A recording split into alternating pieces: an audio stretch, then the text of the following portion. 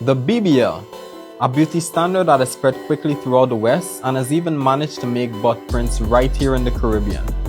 The Brazilian butt lift. I'm sure you've heard of some of your favorite celebrities getting this procedure done. I mean, the comparison is clear for females and males, allegedly. Everybody wants to mimic the hourglass. Today I'll tell you guys a true story of a woman who paid the ultimate price for a look that is widely admired today, but was scorned several years ago. This is the story of Sarah Baartman, a woman whose life became a symbol of colonial exploitation, racial objectification, and the dehumanizing gaze of 19th century Europe.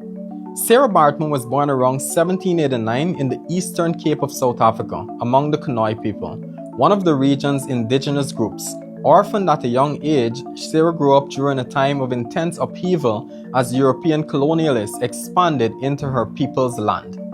In her early 20s, she was taken to Cape Town, where she worked as a domestic servant for a Dutch colonialist named Peter William Caesar.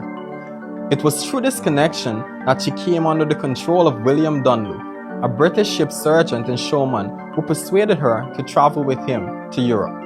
In 1810, Sarah arrived in London not as a visitor, but rather an exhibit. She was put on public display under the stage name the Hottentot Venus, a derogatory term rooted in colonial stereotypes.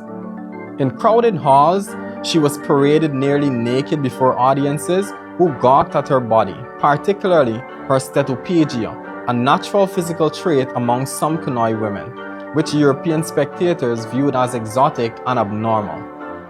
Despite the supposed agreement for her to earn money and return home, Sarah remained trapped in this cruel spectacle.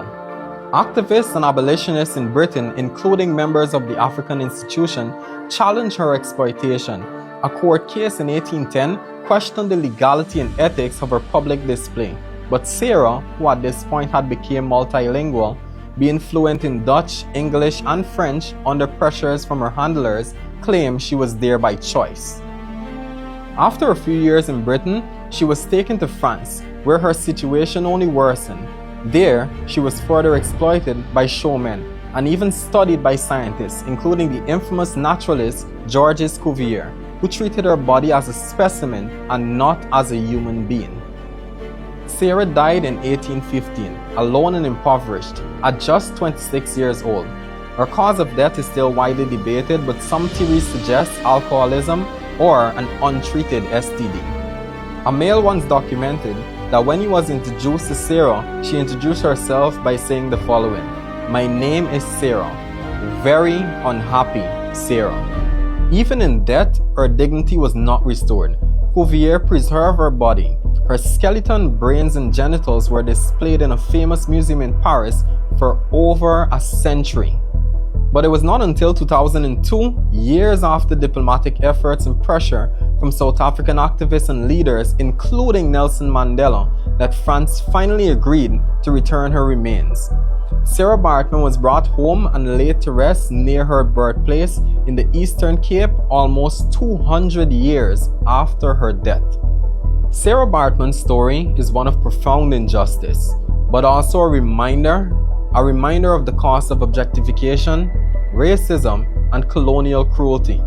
This is a call to honor the humanity and dignity of every person, especially those history tried to silence.